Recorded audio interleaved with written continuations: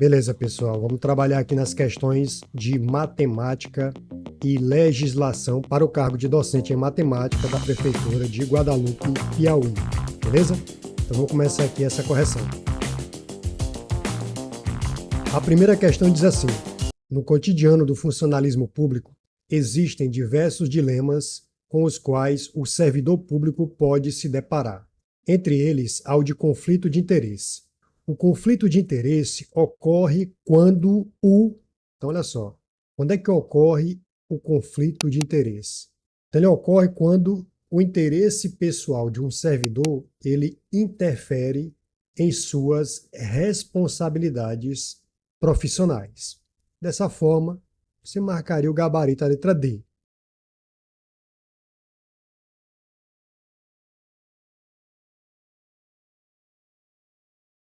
O conflito de interesse, segundo a legislação e princípios da administração pública, caracteriza-se pela situação em que o interesse do particular do servidor se sobrepõe ou interfere no exercício imparcial de suas atribuições institucionais.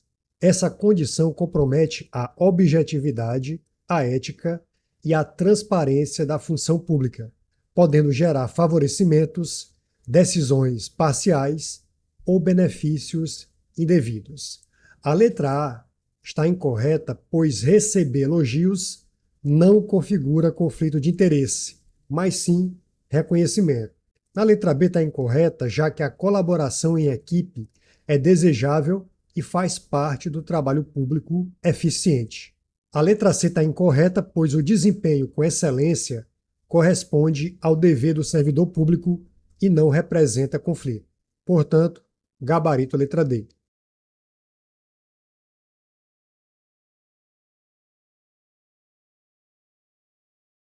Próximo. Uma loja vende celulares de 3 marcas diferentes, cada um com 5 modelos e 8 cores diferentes. De quantas formas distintas um cliente pode escolher um celular? Aqui nós iremos aplicar a ideia do princípio fundamental da contagem. Então, olha só, o cliente ele pode escolher 3 marcas. Tranquilo? Está bem claro aqui, ó, 3 marcas. Para cada marca, há 5 modelos. Para cada modelo, existem 8 cores.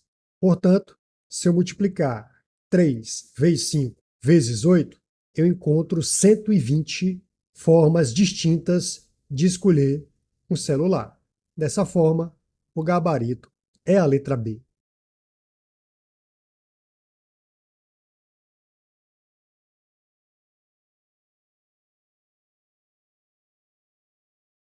Próximo. Uma equipe de 5 pintores leva 18 dias para concluir a pintura de um prédio de médio porte, trabalhando sempre no mesmo ritmo. Para acelerar o serviço, o dono do prédio decide contratar mais um pintor, mantendo o mesmo ritmo de trabalho. Em quantos dias a pintura será concluída? Então, observe o seguinte: eu tenho a ideia de fatores, são 5 pintores, e o fator dias, 18 dias. Agora, o que ele vai concluir? Qual é a produção? Uma pintura que eu não sei de qual é a quantidade, eu vou chamar de variável P. Observa que ele fala trabalhando sempre no mesmo ritmo. Então vai ser algo igual. Para acelerar o serviço, o dono do prédio ele contratou mais um pintor. Então observa que agora são 6. Mantendo esse mesmo ritmo, quantos dias será concluída a pintura? Observa que foram 18 dias, tá certo, pessoal? Em que 5 pintores levaram para concluir essa pintura. Agora, em quantos dias 6 pintores irão concluir essa pintura? Observa que a pintura eu chamei de P, a produção, posso cancelar. Observa que eu posso dividir, aqui você vai multiplicar, porque é um fator e outro fator. Eu posso dividir aqui por 6. 18 por 6 dá 3, então x é igual a 15 dias. E aí você marcaria o gabarito, a letra C. Beleza, pessoal? Outra maneira é você pensar assim, ó, eu vou calcular a quantidade de homens-dias, que seria a medida de trabalho. Então são 5 pintores e 18 dias. 5 vezes 18 são 90 homens-dias para concluir o prédio. Agora, com mais um pintor, são 6 pintores trabalhando no mesmo ritmo. Eu pego 90 e divido por 6 e eu encontro 15 dias. Dessa forma, o tempo necessário será de 15 dias, gabarito, letra C.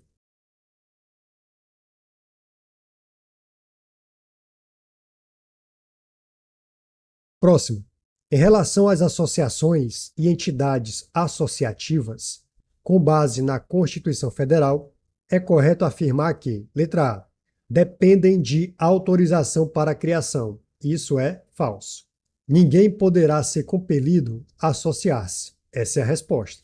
É permitida a interferência do Estado em seu funcionamento. Isso aqui está falso.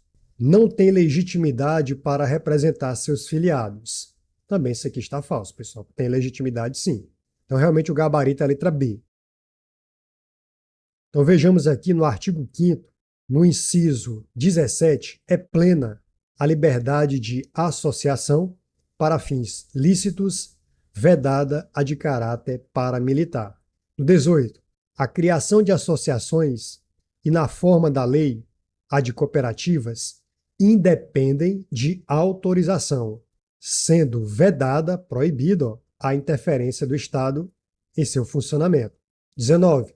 As associações só poderão ser compulsoriamente dissolvidas ou ter suas atividades suspensas por decisão judicial, exigindo-se, no primeiro caso, o trânsito em julgado. Aí seria a sentença definitiva, onde não cabe mais recurso. No 20, ninguém poderá ser compelido a associar-se ou a permanecer associado. As entidades associativas, quando expressamente autorizadas, têm legitimidade para representar seus filiados judicialmente ou extrajudicialmente.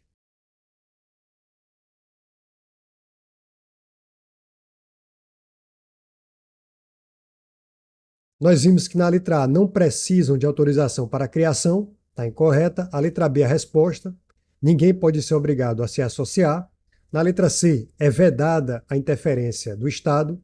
E a letra D, as associações têm legitimidade desde que autorizadas. Então, o gabarito realmente é a letra C.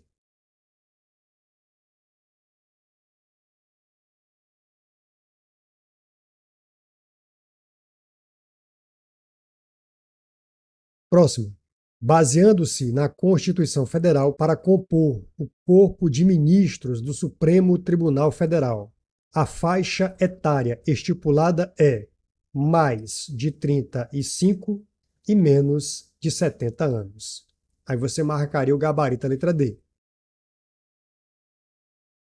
Então veja aqui no artigo 101 da Constituição Federal que diz: o Supremo Tribunal Federal compõe-se de 11 ministros, escolhidos dentre cidadãos com mais de 35 anos e menos de 70 anos de idade, de notável saber jurídico e reputação ilibada.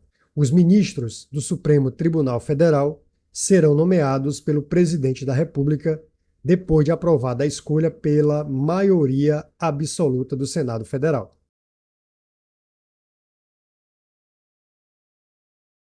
Portanto, o gabarito ficou a letra D. A Constituição Federal, em seu artigo 101, dispõe que o Supremo Tribunal Federal é composto por 11 ministros, escolhidos dentre cidadãos com mais de 35 anos e menos de 70 anos de idade, notável saber jurídico e reputação ilibada.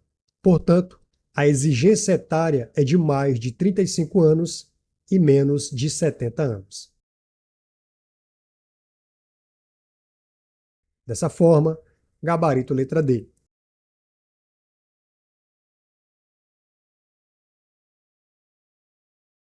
Próxima. Segundo a Constituição Federal, o povo, em sua soberania inalienável, manifestará sua vontade através do voto universal, direto e secreto. Diante do exposto sobre os direitos políticos, é correto afirmar que os eleitores estrangeiros, durante o período de serviço militar obrigatório, poderão alistar-se. Isso aqui está falso, pessoal. os analfabetos e os inalistáveis são elegíveis. Isso aqui também está falso.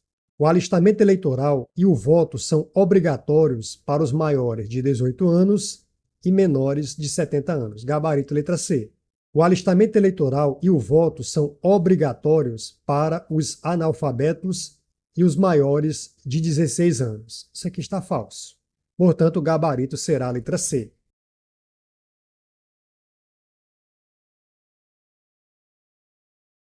Então vejamos aqui, ó. No artigo 14 da Constituição Federal de 88, a soberania popular será exercida pelo sufrágio universal e pelo voto direto e secreto, com valor igual para todos e nos termos da lei mediante plebiscito, referendo, iniciativa popular.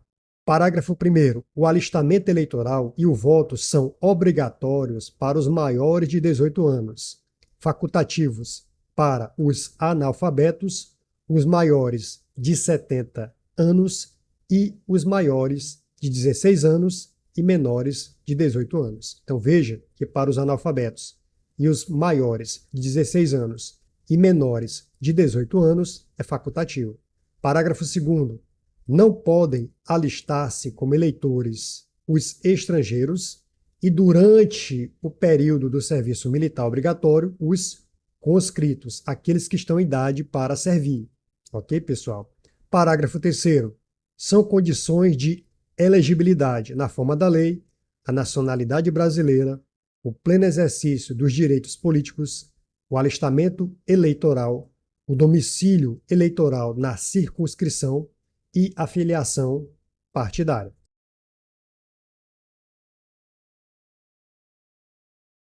Continuando o artigo 14. A idade mínima é de 35 anos para presidente e vice-presidente da República, 30 anos para governador e vice-governador de estado e do DF, 21 anos para deputado federal, deputado estadual ou distrital, prefeito, vice-prefeito e juiz de paz, 18 anos para vereador. São inelegíveis os inalistáveis e os analfabetos.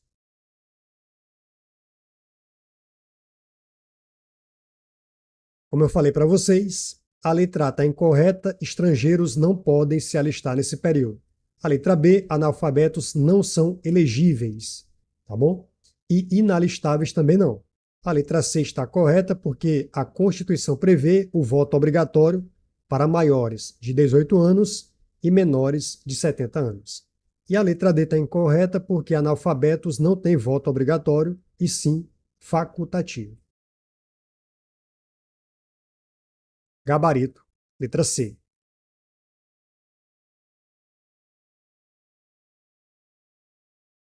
Próximo. Segundo a Lei 93/94 de 96, Lei de Diretrizes e Bases da Educação Nacional, a famosa LDB, a educação básica é obrigatória e gratuita dos 4 aos 17 anos. Gabarito, letra C. Então, na LDB, o artigo 4º diz: o dever do Estado com a educação escolar pública será efetivado mediante a garantia de, inciso 1º, educação básica obrigatória e gratuita dos 4 aos 17 anos de idade, organizada da seguinte forma: pré-escola, ensino fundamental, ensino médio. A educação infantil ela é gratuita às crianças de até 5 anos de idade. Portanto, gabarito letra C.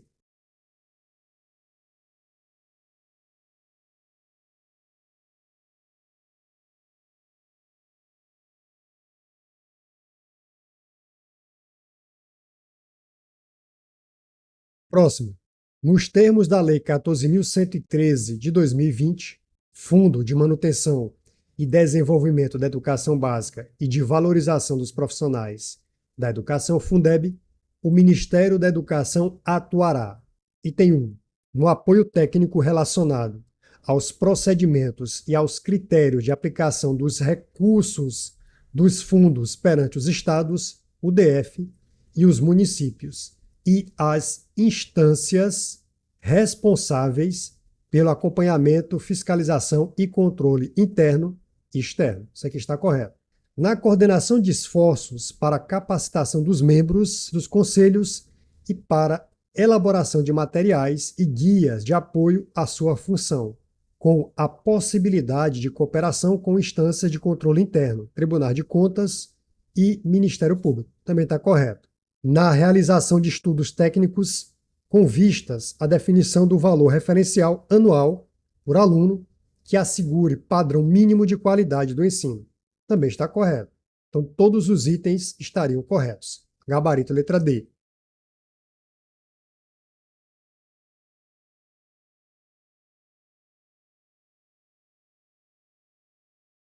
Então, veja que a fundamentação está na lei.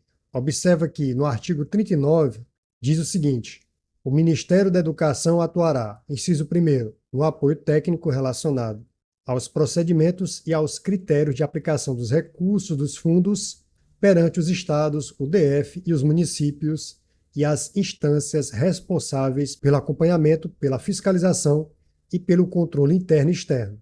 No segundo, coordenação de esforços para a capacitação dos membros dos conselhos e para elaboração de materiais e guias de apoio à função, com a possibilidade de cooperação com as instâncias de controle interno, Tribunal de Contas e o MP. E no inciso 4º, na realização de estudos técnicos com vistas à definição do valor referencial anual por aluno que assegure padrão mínimo de qualidade do ensino.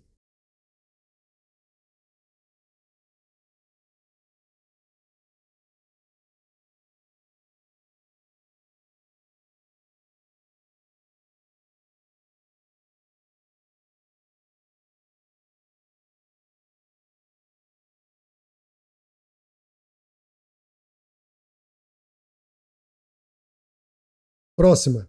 De acordo com a resolução número 7 de 2010, o ensino fundamental, ele deve garantir. O que é que ele deve garantir? Então vejamos aqui o item 1.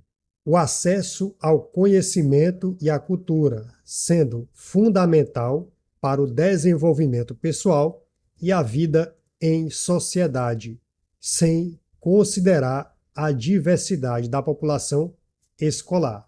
É claro que isso está incorreto, pessoal. Deve-se considerar a diversidade da população escolar. 2. Uma educação que assegure os direitos civis, políticos e sociais, além de proporcionar o desenvolvimento do potencial humano e o exercício do direito à diferença. Isso aqui é verdade. 3. O ensino exclusivamente técnico, focado no mercado de trabalho e na formação de habilidades práticas. Isso aqui está errado, pessoal. Gabarito, letra B. Apenas o item 2 está correto.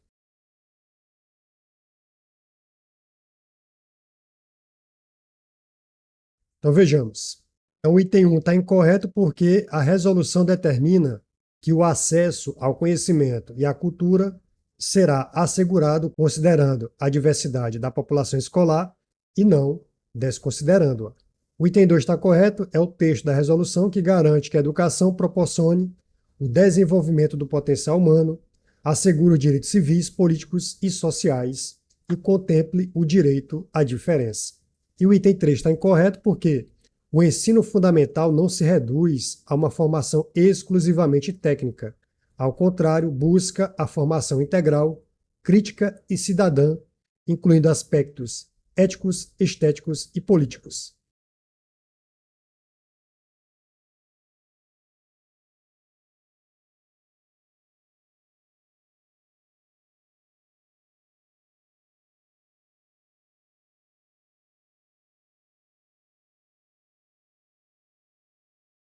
Próxima.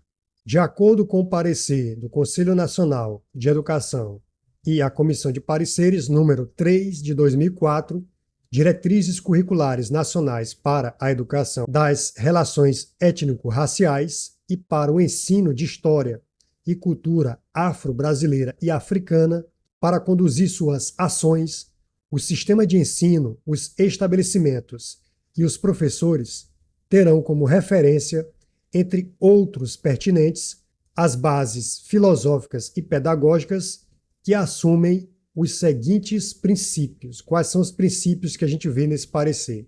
Então, para a nossa solução, Nesse parecer, nós temos três princípios fundamentais: a consciência política e histórica da diversidade, fortalecimento de identidades e de direitos, e ainda ações educativas de combate ao racismo e a discriminações.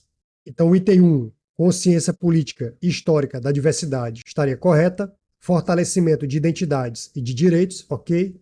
Ampliação dos currículos escolares exclusivamente para a diversidade econômica brasileira. Isso aqui estaria falso. O gabarito seria a letra A. Observe o seguinte, essa questão ela foi anulada porque o item 3 estaria escrito como 2 romano. Aí estaria 2 itens com a mesma numeração. Consequentemente, o resultado foi o quê? A anulação. Ok, pessoal? Mas eu coloquei para que a gente pudesse ter uma solução, o gabarito a letra A. Beleza?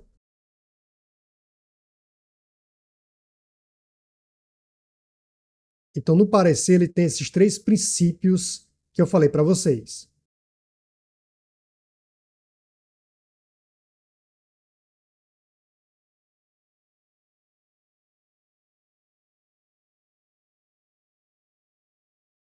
E está aqui o motivo da anulação. A questão estava desse jeito na prova. Observa que havia 2 itens com a mesma numeração. Por isso, essa questão foi corretamente o quê? Anulada. Fazendo as correções para o item 3, aí nós teríamos como resposta 1 e 2, letra A. Mas da forma que foi colocado na prova, a questão foi anulada.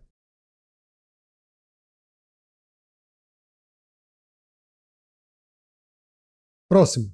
Sobre a função do planejamento no contexto escolar, assinalar a alternativa correta. É um instrumento estático. Falso, né, pessoal? Ele é dinâmico. É uma atividade contínua, flexível e participativa, que deve ser constantemente reavaliada em função das necessidades dos alunos e da realidade escolar. Perfeito, é o gabarito letra B. É de responsabilidade exclusiva da equipe gestora. Falso, pessoal. Deve focar rigorosamente na execução do conteúdo dos livros didáticos. Também está falso. Gabarito é letra B.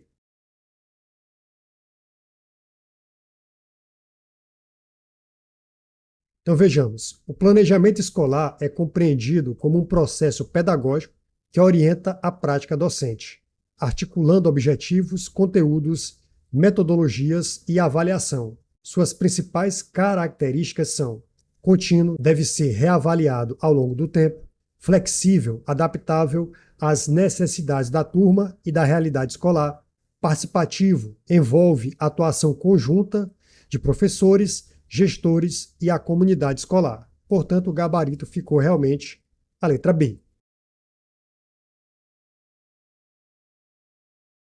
Próximo. A respeito da violência escolar, assinalar a alternativa correta.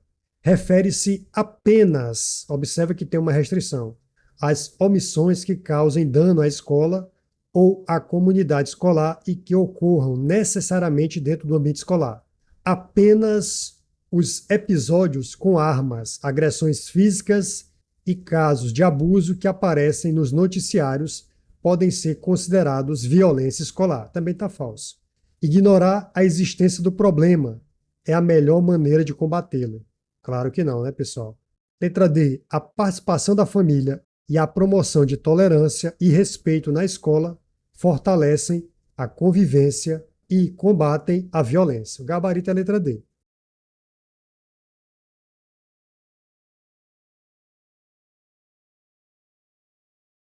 Então vejamos aqui a justificativa. A violência escolar não se restringe apenas a atos físicos graves ou a episódios noticiados. Ela pode incluir agressões verbais, psicológicas, exclusão social, vandalismo e até negligências. O combate eficaz exige a participação da comunidade escolar e das famílias, com incentivo ao respeito e à tolerância. A letra A está incorreta, a violência escolar não se limita a omissões e nem apenas ao ambiente interno.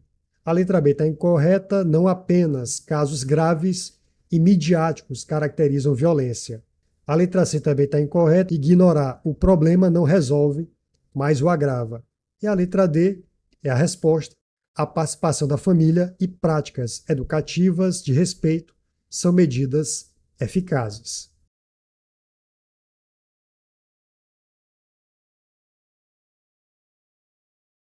Próximo. Sobre metodologias ativas de ensino, assinalar a alternativa correta. São centradas no professor. Falso. Propõem a participação ativa dos alunos na construção do conhecimento, valorizando a colaboração e a resolução de problemas. Gabarito letra B. Priorizam a repetição de conteúdos. Falso.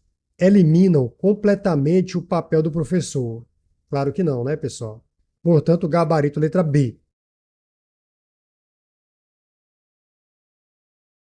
Então, olha só, as metodologias ativas buscam colocar o aluno como protagonista no processo de aprendizagem, estimulando resolução de problemas, colaboração e participação ativa. O professor continua essencial, mas como mediador e orientador. Tranquilo, pessoal?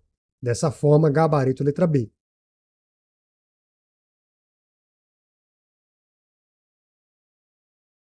Próxima, as competências socioemocionais estão integradas na BNCC e devem ser desenvolvidas de diferentes formas nas escolas, considerando-se os impactos do trabalho sistemático com a educação socioemocional ao longo do período escolar, analisar os itens. Observa-se maior impulsividade e declínio das notas. Isso aqui está falso. É possível verificar melhora na solução de conflitos e negociação de desacordos. Está correto. Obtém-se melhora no reconhecimento e designação das próprias emoções. Então, isso aqui estaria correto, gabarito 2 e 3, letra C. Então, vejamos. O desenvolvimento das competências socioemocionais está relacionado à melhoria da convivência, redução de conflitos, reconhecimento das emoções e melhores resultados acadêmicos. O item 1 está incorreto, pois não há aumento de impulsividade ou a queda de desempenho. Ocorre o contrário. Então, o item 1 está incorreto, o 2 está correto, o 3 está correto, gabarito letra C. Então, olha só, na BNCC, competência é definida como a mobilização de conhecimentos, conceitos e procedimentos, habilidades práticas cognitivas e socioemocionais, atitudes e valores para resolver demandas complexas da vida cotidiana, do pleno exercício da cidadania e do mundo do trabalho. Ao definir essas competências, a BNCC reconhece que a educação deve afirmar valores e estimular ações que contribuam para a transformação da sociedade, tornando-a mais humana, socialmente justa e também voltada para a preservação da natureza, mostrando-se alinhada à Agenda 2030 da ONU. É importante destacar que as competências gerais da educação básica apresentadas a seguir interrelacionam-se e desdobram-se no tratamento didático proposto para as 3 etapas da educação básica: educação infantil, ensino fundamental e ensino médio. Elas se articulam na construção de conhecimentos, no desenvolvimento de habilidades e na formação de atitudes e valores em consonância com a LDB.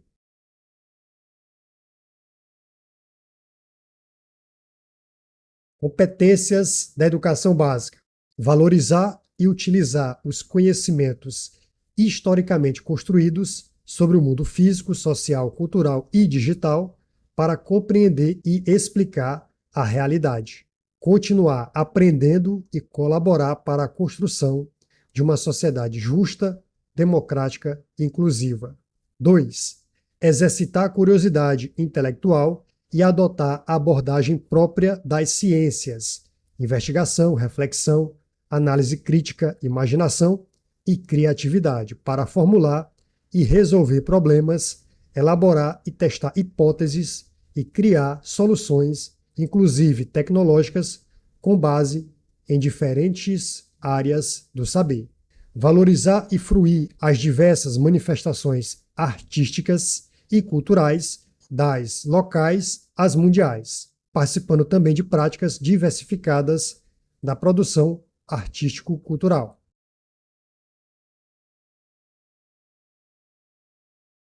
4. Utilizar diferentes linguagens verbal, oral, escrita ou visual motora, como libras, corporal, visual, sonora e digital, além dos conhecimentos artísticos, matemáticos e científicos, para expressar-se, compartilhar informações, experiências, ideias e sentimentos, produzindo sentidos que favoreçam o entendimento mútuo. 5. Compreender, utilizar e criar tecnologias digitais de informação e comunicação de forma crítica, significativa, reflexiva e ética, tanto nas práticas sociais quanto nas escolas, para comunicar-se, acessar e disseminar informações, produzir conhecimentos, resolver problemas e exercer protagonismo e autoria. 6. Valorizar a diversidade de saberes e vivências culturais, apropriando-se de conhecimentos e experiências que permitam compreender as relações do mundo do trabalho e fazer escolhas alinhadas ao exercício da cidadania e ao projeto de vida com liberdade, autonomia, consciência crítica e responsabilidade.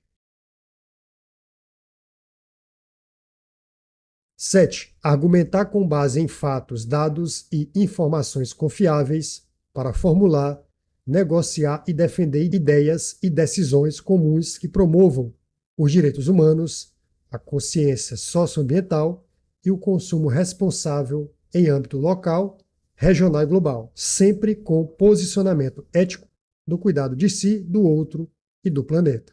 Aí está aqui a nossa fundamentação da questão. Ó. Conhecer-se, valorizar-se e cuidar da própria saúde física e emocional, reconhecendo a diversidade humana e as próprias emoções, assim como as dos outros, com autocrítica e a capacidade para lidar com elas. Exercitar a empatia, o diálogo, a resolução de conflitos e a cooperação, promovendo o respeito aos direitos humanos e à diversidade de indivíduos e grupos sociais, reconhecendo seus saberes, identidades, culturas e potencialidades sem preconceitos de qualquer natureza.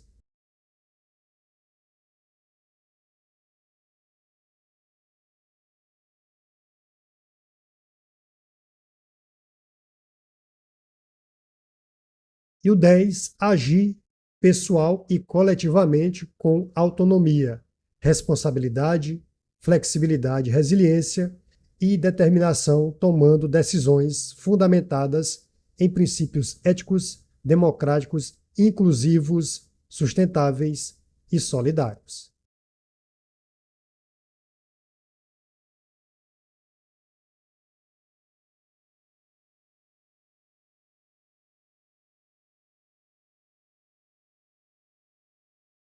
Então, beleza, fazendo novamente a análise dos itens, ele fala: observa-se maior impulsividade e declínio das notas. Isso você viu que está falso por essa argumentação que nós vimos na BNCC.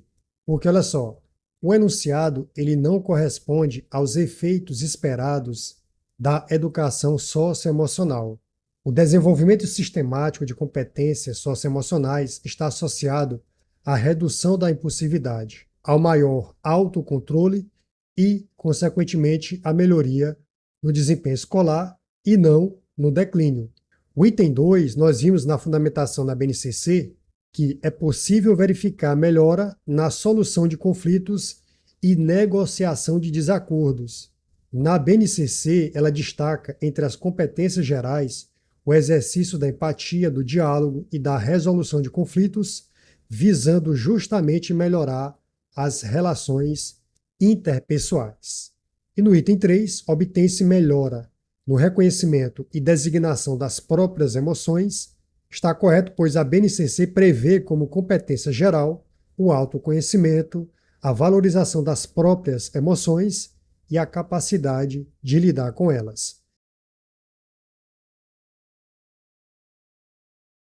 Então, para nossa fundamentação, as competências utilizadas foram a 8 e a 9, lá na Base Nacional Comum Curricular, a BNCC, aonde a definição de competência envolve a mobilização de conhecimentos, habilidades, incluindo as socioemocionais, atitudes e valores para a vida, cidadania e trabalho. Duas competências gerais estão dialogando diretamente com a nossa questão, que seria a 8 e a 9. Na 8, conhecer-se, valorizar-se e cuidar da própria saúde física e emocional, reconhecendo a diversidade humana e as próprias emoções, assim como as dos outros, com autocrítica e capacidade para lidar com elas. E na 9, exercitar a empatia, o diálogo, a resolução de conflitos e a cooperação, promovendo o respeito aos direitos humanos e à diversidade de indivíduos e grupos sociais. Beleza, pessoal?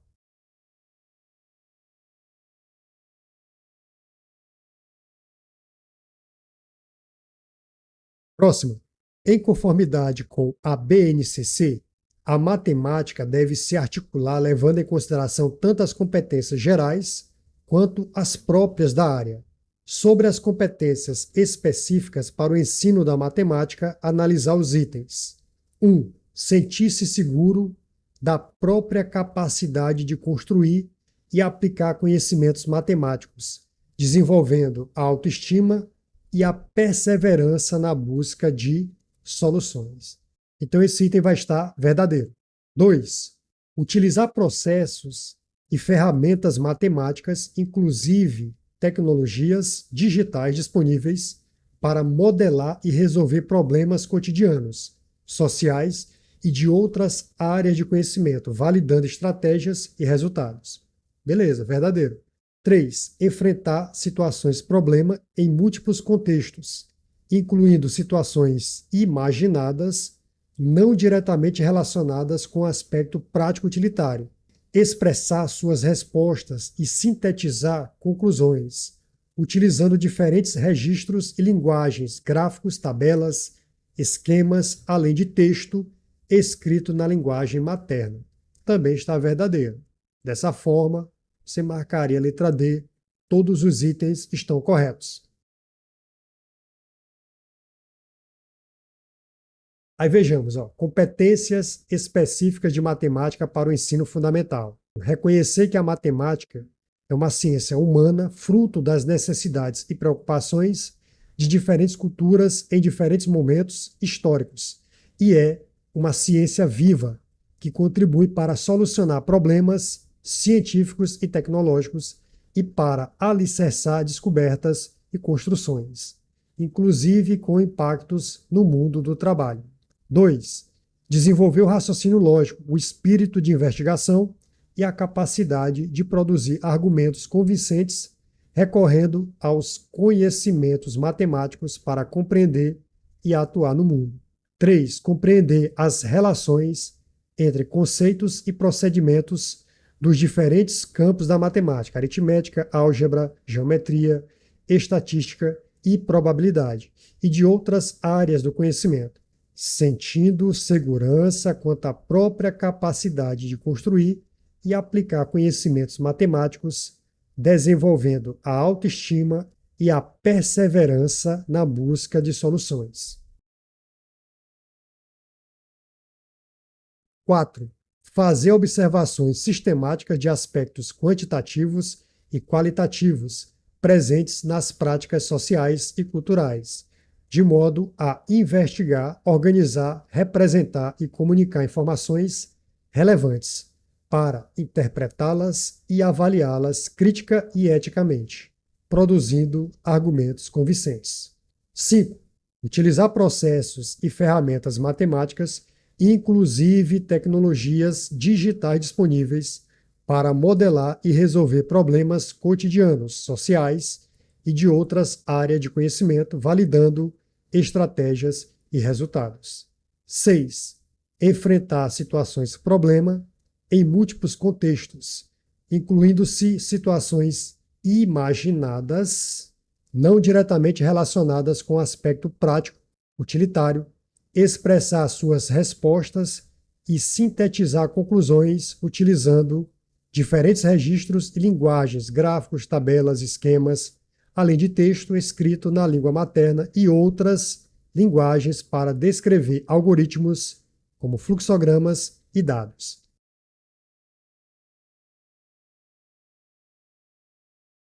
7.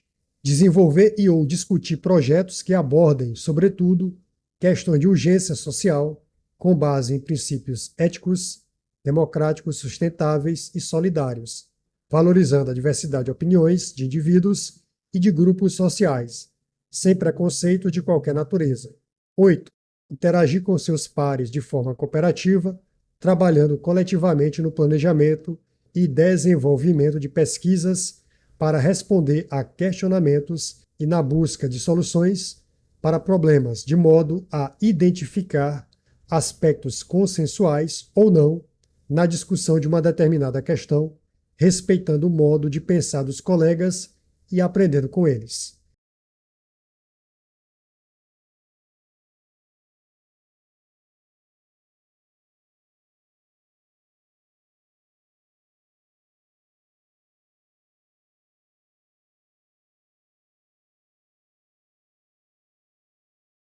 Próxima. Qual teoria pedagógica enfatiza a aprendizagem significativa através da interação do aluno com o ambiente? Observa que você tem aqui o estudo de Vygotsky. E aí você tem a ideia do construtivismo. E aí você marcaria o gabarito letra A.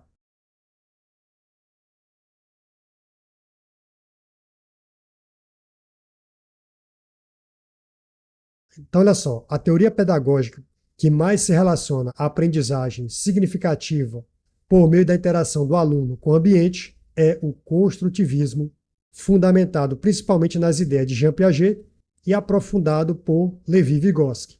O construtivismo defende que o conhecimento não é transmitido de forma passiva, mas construído pelo aluno em sua interação ativa com o meio, colegas e professor. O benhavorismo de Skinner foca em estímulo e resposta, com ênfase em condicionamento, não na construção ativa. O cognitivismo prioriza processos internos da mente, como memória e atenção, mas não enfatiza diretamente a interação com o ambiente. E o humanismo de Carl Rogers valoriza aspectos emocionais e individuais da aprendizagem, mas não se centra na interação como no construtivismo.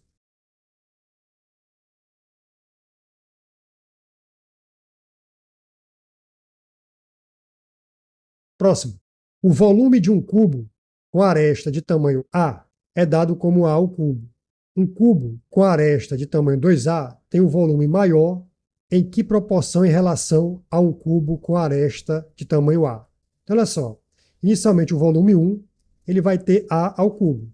E o volume 2 ele terá exatamente 2A elevado ao cubo. E o volume 2 será 2A elevado ao cubo.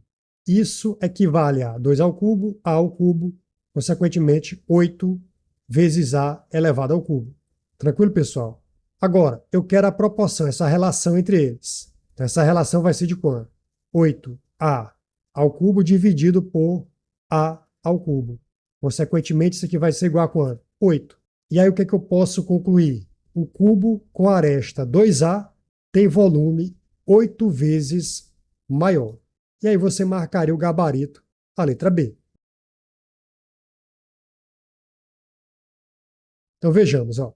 A nossa solução, o volume de um cubo é dado pela fórmula V é igual a aresta ao cubo. Para o cubo de aresta A, o volume 1 será igual a ao cubo. Para o cubo de aresta 2A, o volume, no caso o volume 2, será 2A elevado ao cubo, que equivale a 8 vezes A ao cubo. Logo, a razão vai ser quanto? Volume 2 dividido pelo volume 1. 8A ao cubo dividido por A ao cubo será igual a 8. Dessa forma, o cubo com a aresta 2A tem volume 8 vezes maior, e aí você iria marcar a letra B como gabarito.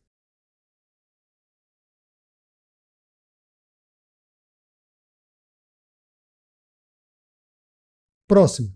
Quantos anagramas têm a palavra Mississippi. Então isso aqui dá a ideia de permutação. Observa que a ideia dessa permutação será com repetição. Eu tenho a palavra Mississippi, ela tem 10 letras, e observa que ela tem algumas repetições. A letra S, por exemplo, aparece 4 vezes, repetidas.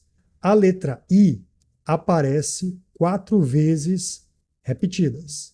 Como eu quero a quantidade de anagramas, eu pego a quantidade de letras e vou retirar as repetições. Então vai ser 10 fatorial sobre 4 fatorial vezes 4 fatorial. Então você vai abrir esse fatorial até o maior denominador, que é 4 fatorial. Então vai ser 10 vezes 9 vezes 8 vezes 7 vezes 6 vezes 5 vezes 4 fatorial sobre 4 fatorial vezes 4 vezes 3 vezes 2 vezes 1. Beleza. 4 fatorial, 4 fatorial. 4 vezes 2 dá 8, vai embora. E 9 dividido por 3 dá 3. Observa que isso aqui vai ficar o quê? Permutação de 10 letras, 4 repetições é igual a 10 vezes 3 vezes 7 vezes 6 vezes 5. Então isso aqui dá 6.300. Ó, 10 vezes 3 dá 30, 6 vezes 5 dá 30, só que deu 900. 900 vezes 7 é igual a 6.300. E aí você marca o gabarito, a letra B.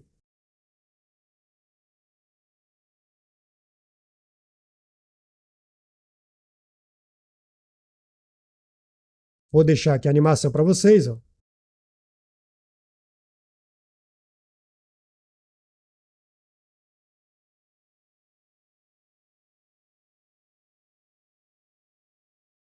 Próximo, observar a imagem. Sabendo-se que os segmentos DH e BF possuem, respectivamente, 26 centímetros e 18 centímetros, e que ACEG é um quadrado de lado 8 centímetros, assinalar a alternativa que corresponde à área total da figura. Então, olha só, para a nossa solução, eu vou traçar aqui esse segmento, no caso aqui, DH, e no DH ele vai equivaler a 26. E o BF, ele equivale a 18. Beleza. Ele me fala que existe o ACEG como sendo quadrado. Então, o ACEG é um quadrado e o lado vale 8. Tranquilo. Então, observe o seguinte.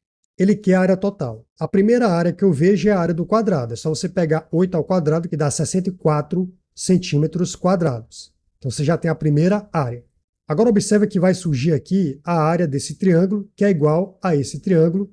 E você tem esse outro triângulo aqui, que é igual a esse outro triângulo aqui. Tranquilo, pessoal? Se você observar como esse lado aqui é 8, esse pedaço aqui todinho é 8. Ó. Esse pedaço aqui todinho é 8. Se aqui é 18 e eu já tirei 8, sobra quanto? 5 para cima, 5 para baixo.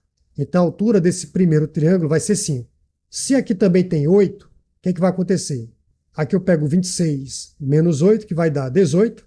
E aí você vai ver que vai sobrar 9 para cá, 9 para cá. Então aqui vai ter a altura 5, e aqui a altura 5, aqui a altura 9, e aqui a altura 9. É só calcular a base, ó. 8 vezes 9, que vai dar 72, dividido por 2. Só que como são dois triângulos, o 2 cancela com 2. Então fica uma área de 72 centímetros quadrados. Esse aqui é a mesma coisa. Ó. A base é 8. 8 vezes 5, 40, dividido por 2. Como são 2, cancela 2 com 2, a área é 40. Beleza? Aí eu iria somar essa área do quadrado, que é 64, mais essa outra área do triângulo 72, mais essa outra área do triângulo 40. E aí eu iria encontrar 176 centímetros quadrados. Beleza? Então vamos continuar. Observa que eu tenho essa área. A área do quadrado é 8 ao quadrado. 8 ao quadrado, 64 centímetros quadrados. Beleza, pessoal? Agora, observa que esse triângulo menor, que está aqui na parte superior, você está vendo o triângulo, eu já tenho 8 centímetros nesse espaço. Se tudo é 18, 18 menos 8 dá 10. Então sobra 5 para a altura de cima e 5 para a altura de baixo. 5, 5. Beleza. Observa que eu tenho dois triângulos. Como é que se calcula a área de um triângulo? Base vezes altura dividido por 2. Observa que a base é esse lado do quadrado, que vale 8. Então vai ficar 8 vezes 5 dividido por 2. Então essa área vai ser o quê? 8 vezes 5 dividido por 2. Como são dois triângulos, vou multiplicar por 2. Consequentemente, a área total desses dois triângulos vai ser quanto? 8 vezes 5, que vai dar 40 centímetros quadrados. Eu faço a mesma coisa com os dois outros triângulos. Observa que esse espaço aqui, ó, vai ser 8. Se são 26, esse segmento completo DH, você pega 26 menos 8, você encontra 18. Aí você vai ter alturas iguais, 9 para um lado, 9 para outro. Calculando a área, base vezes altura, a base é o lado do quadrado, então vai ficar base 8 vezes altura 9, dividido por 2.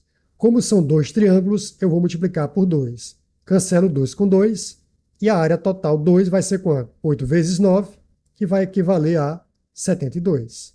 Basta somar 72 mais 64 mais 40. Gabarito será a letra C, 176 centímetros quadrados.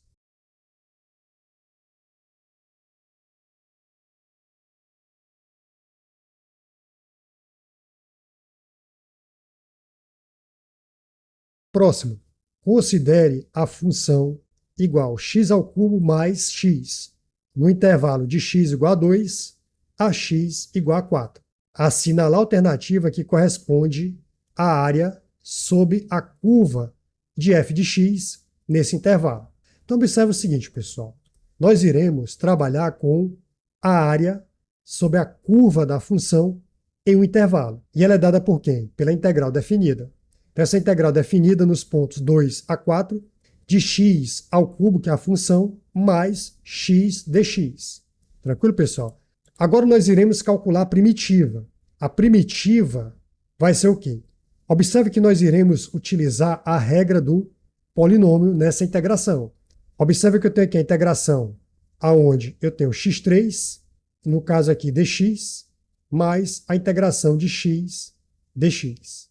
Observe que utilizando a regra do polinômio, você vai ter o quê? Vai ter x3 mais 1 dividido por 3 mais 1. No caso, mais a constante, né, pessoal? Só que como ela vai se anular na subtração, você desconsidera, mas aqui você vai ter uma constante, ok? Agora, mais essa aqui, ó, está elevado a 1, você vai ter x elevado a 1 mais 1 dividido por 1 mais 1. Beleza, isso aqui é x, isso aqui vai ser igual, mais a constante, né, pessoal? Aí você vai ter aqui, ó, x elevado a 4 sobre 4, mais a constante, mais x ao quadrado sobre 2. Beleza, pessoal? Então nós iremos utilizar a regra do polinômio. Aí você vai encontrar exatamente x4 sobre 4 mais x2 sobre 2. A constante eu já retirei porque quando eu for fazer a aplicação do teorema fundamental do cálculo, ela será anulada. Então eu já vou tirar ela aqui. Então vai ficar somente o quê? X elevado a 4 sobre 4 mais x ao quadrado sobre 2. Então, calculando a primitiva, como eu falei para vocês, você encontra x à quarta sobre 4 mais x ao quadrado sobre 2. Beleza. Agora, eu vou avaliar o intervalo 2 e 4. Beleza, pessoal? Vamos fazer isso aqui agora. Então, fazendo para 4, observa que vai ficar. Aqui você nota que nessa divisão, ó, você tem 4 elevado a 4 dividido por 4, que é justamente o quê? 4 elevado a 3 vezes 4 sobre 4. Isso aqui vale 4 ao cubo, que é a mesma coisa de 4 vezes 4, 16, vezes 4, que vale 64, que está aqui. Ó. Nessa aqui, 4 ao quadrado dividido por 2 vai ser quem? 4 vezes 4 sobre 2. Aqui você corta, 4 vezes 2 vai equivaler a quanto? 8. Então aqui vai dar 64 mais 8, 72. Beleza. Agora para x igual a 2. Ó. Vai ser 2 elevado a quarta sobre 4, mais 2 ao quadrado sobre 2. 2 elevado a quarta é 16, sobre 4 vai dar 4. 2 elevado a segunda sobre 2 vai ser 4 sobre 2, que vai dar 2. 4 mais 2, você encontra 6. Beleza, pessoal? Agora, a diferença vai ser justamente aplicando o teorema fundamental do cálculo. Ok, pessoal? Então vai ser o quê? O maior menos o menor, 72 menos 6, que vai dar 66 unidades de área.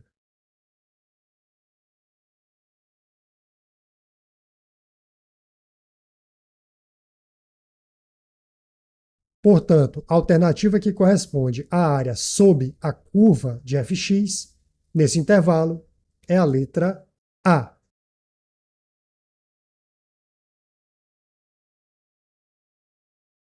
Próximo.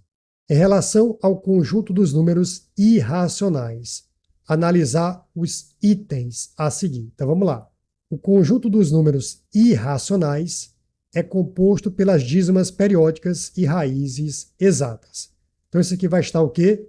Falso. Porque é o seguinte, as dízimas periódicas pertencem aos números racionais, não aos irracionais. Além disso, as raízes exatas, como por exemplo, raiz de 9 igual a 3, também são números racionais. Irracionais são raízes não exatas. Exemplo, raiz de 2, raiz de 3, raiz de 5. Então esse item está falso. Item 2. Os números irracionais são aqueles que não podem ser representados por uma fração de dois números inteiros. Então isso vai estar correto. Na definição de números irracionais, são números que não podem ser expressos como fração de dois inteiros. Esse aqui é verdadeiro. Os números π e Euler são exemplos de números irracionais. Com certeza. Então você marcaria como verdadeiro. E também são transcendentais. Então esse aqui estaria verdadeiro, gabarito 2 e 3, letra C.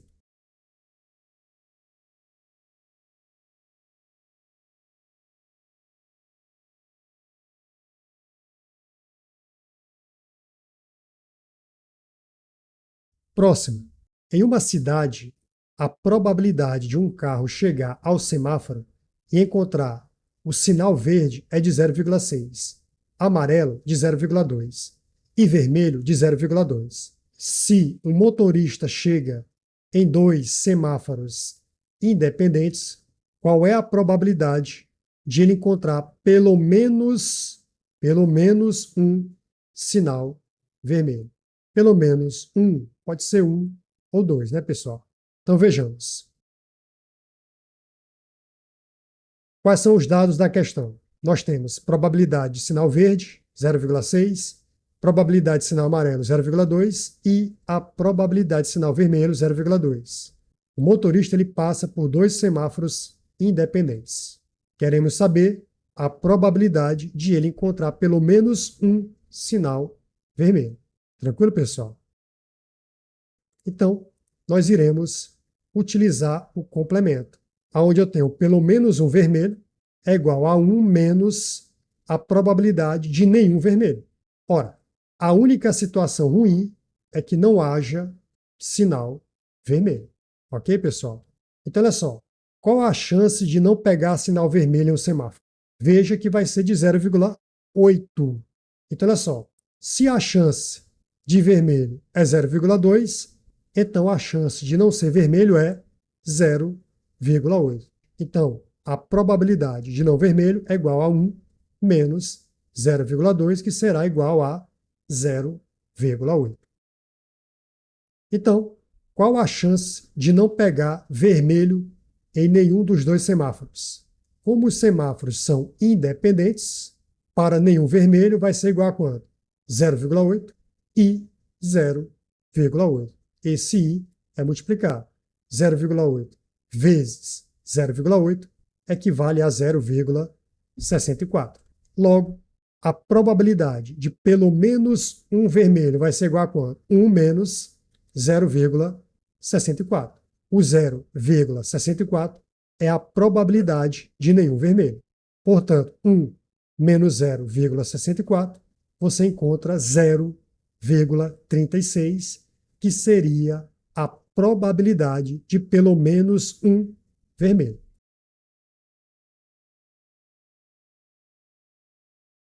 Dessa forma, o gabarito será a letra D. Ok, pessoal? Por aqui eu encerro a correção dessas questões de matemática e legislação para o cargo de docente em matemática da Prefeitura de Guadalupe, concurso este elaborado pela banca Objetiva Concursos.